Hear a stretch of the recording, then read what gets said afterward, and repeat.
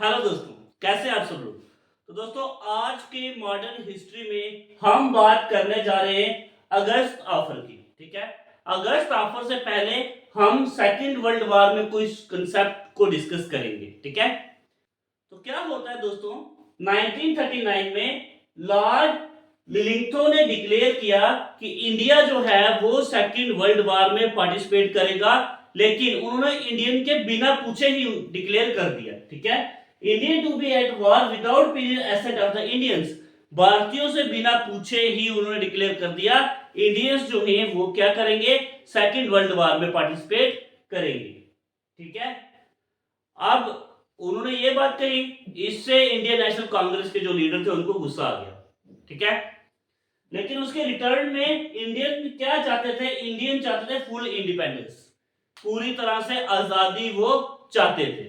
ठीक है, तो अब क्या हुआ, अब वो आजादी चाहते थे, लेकिन ब्रिटिश गवर्नमेंट ने कहा कि हम आपको आजादी देंगे लेकिन लड़ाई के बाद। टाल मटोल करते रहे इंडियंस के साथ। ठीक है, उसके बाद क्या होता है, अब वो ऑफर देते हैं। ठीक है, क्या ऑफर देते हैं, अगस्त ऑफर, उसी को हम डिस्कस करते हैं। ठीक है, तो जैसे ही बिना इंडियन को बताए क्या किया गया, इंडियंस जो है वो पार्टिसिपेट करेंगी सेकेंड वर्ल्ड वॉर में। जब ये डिक्लेयर किया जाता है तो कांग्रेस के मिनिस्टर्स होते हैं वो क्या कर देते हैं, रिजाइन कर देते हैं।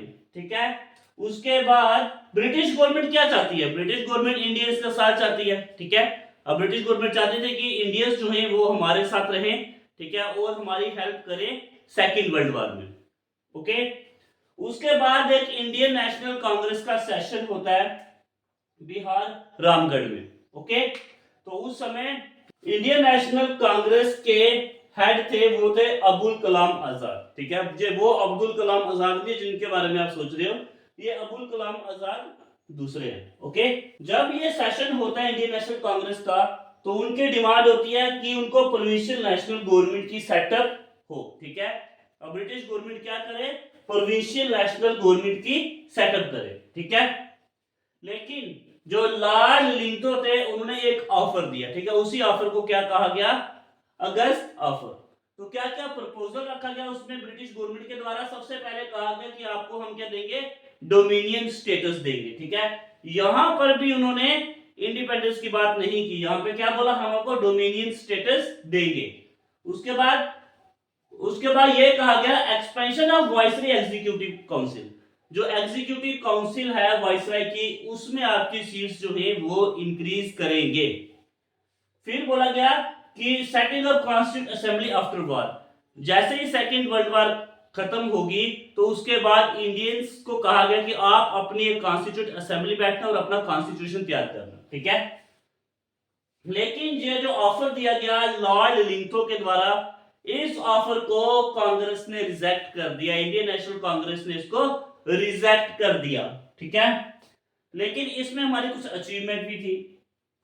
फर्स्ट टाइम इंडियंस को अधिकार मिले कि अपना कॉन्स्टिट्यूशन जो है वो फ्रेम कर सकती है, अपना कॉन्स्टिट्यूशन बना सकती है, पहली बार ये हुआ। ठीक है, तो ये था हमारा अगस्त ऑफर। सिंपल इस ऑफर में ये कहा गया कि आप हमारी हेल्प करो तो हम आपको कुछ यहाँ पे राइट्स देंगे। वो किस तरह के राइट्स थे, काफी रद्दी राइट्स थे। ठीक है, और कांग्रेस ने इसलिए उसको रिजेक्ट ही कर दिया। ओके, तो ब्रिटिश गवर्नमेंट बिना परमिशन लिए इंडियंस को उन्होंने पार्टिसिपेट किया, काफी नाराज हुए यहाँ से। ठीक है, उसके बाद इंडिविजुअल सत्याग्रह भी चला, वो हम नेक्स्ट वीडियो में डिस्कस करेंगे। ठीक है, तो इस वीडियो में इतना ही दोस्तों।